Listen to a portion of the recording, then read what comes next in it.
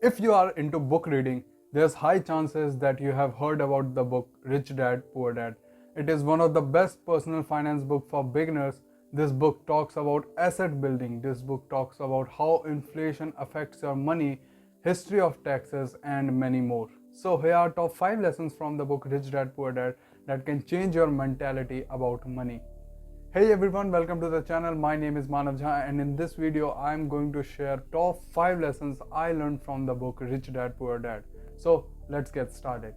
First and foremost important lesson from this book is we need to have financial literacy.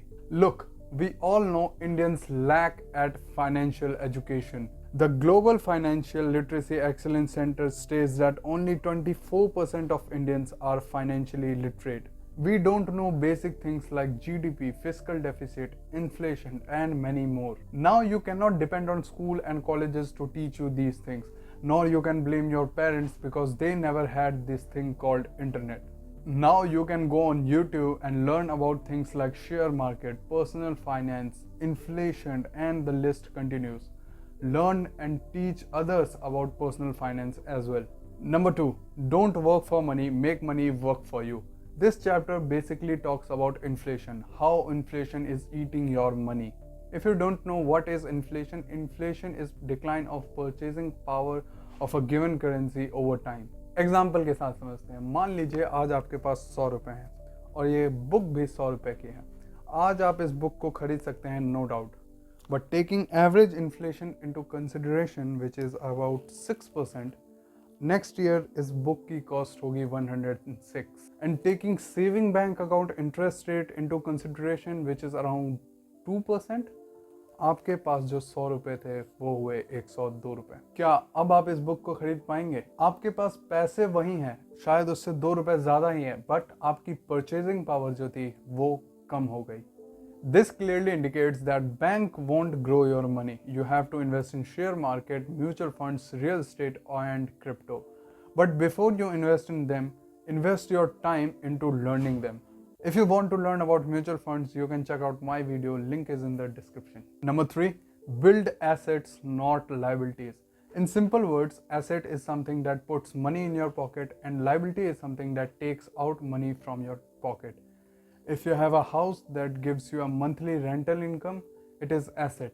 If you have a business that works when you are not even there, that is an asset. But most of us focus on liabilities building instead of asset building.